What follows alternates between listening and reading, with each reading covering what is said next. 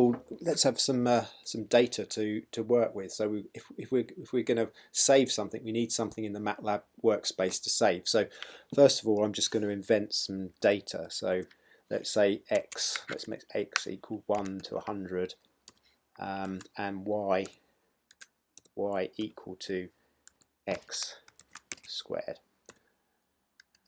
And then just to check that data, we can plot x against y. There we go. That's an example of some work I've done in Matlab, and I want to, let's say I want to save that workspace, go away, have a cup of coffee, and then come back and start up where I finished off. So you can see I've got my variables x and y in this right hand pane here. There's x and there's y. So that's the stuff I want to save. So in order to do that, all I do is type save. I can just press return, and that will save everything in the workspace, which includes x and y in this case. But I do need to give it a name. So I'm going to call this test. Okay, so if I do that, save test, just paying attention to the file space pane on the left hand side, you should see a new file appear here. There it is. It's a test file, and notice it's got an extension .mat because it's a Matlab file. Now I've still got my variables x and y here, but if I were to close Matlab, or indeed just to clear all those variables away so they no longer exist, so just pay attention to the variables I have x and y here in the right hand pane. When I press return after clear, those variables will go. There they are, they've gone. So I have no information in my Matlab workspace now, and you can check that by typing whos. If I do that, I get nothing. So that means I've got no variables, no information there at all. So to recover from where I left off after my cup of coffee, all I would do is type load and then test, and that will load this test file back in. And if I now do whos, you will see I've got my two variables back, x and y, and there they are again in this pane on the right. So it's really simple to save your workspace, but you can be more selective than that. So for instance, if I wanted to just save the x variable, I'll perhaps get rid of, I'll delete the test file now, that's gone. So if I wanted to do the same save command, I could type save test, but then if I just specified x, then I would just save the x variable and the y variable will not be saved. So if I press return now, see I've created the test file again, but then if I clear that workspace, all my variables are gone. If I now load test back in, you can see it's only got one variable in it, and that's x, and that's because I only asked for x to be saved.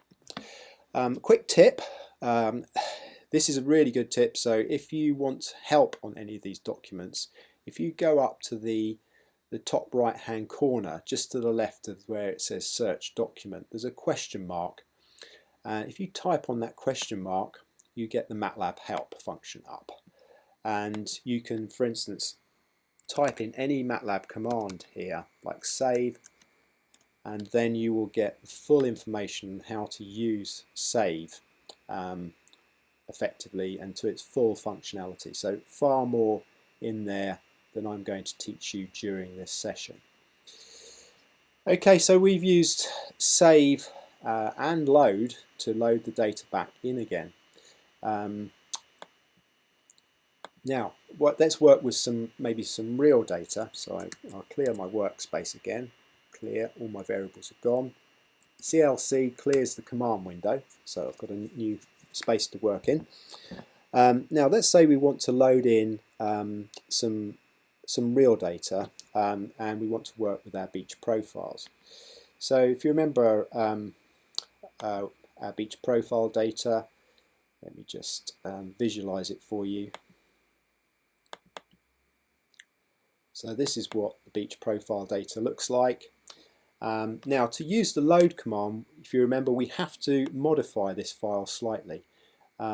Load will read in a Matlab file, it will also read in a text file, but where it gets really confused and it can't cope with is where you've got a mixture of text information and numbers. If you want just to analyze the numbers, you need to somehow get the load command to ignore these first 4 lines of text data. And the way we do that is just by putting a % sign at the start of each line.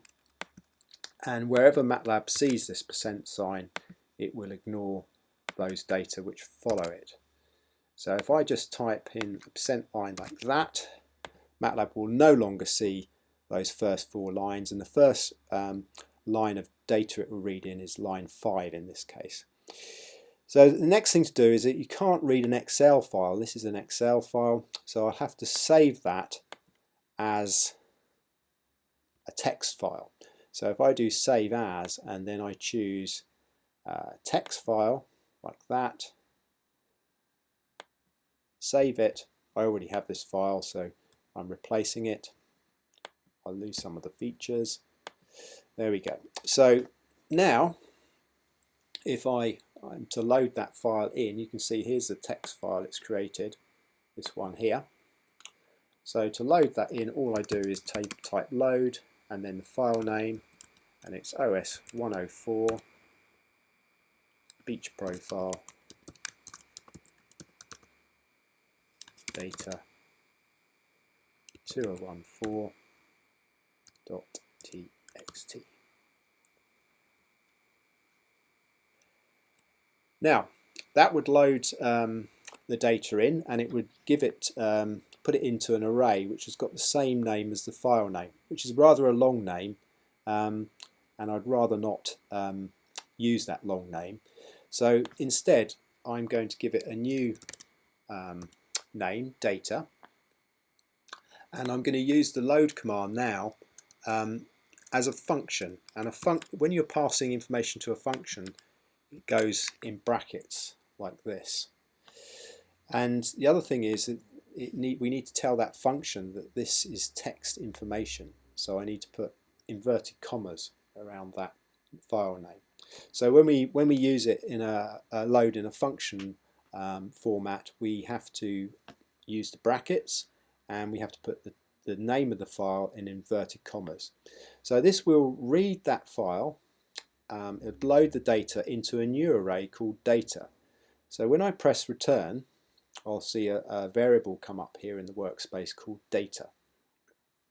And because the file has 2 lines of information, the first is distance down the beach, the first column, and the second is the height of the beach, then these data will have two columns in it.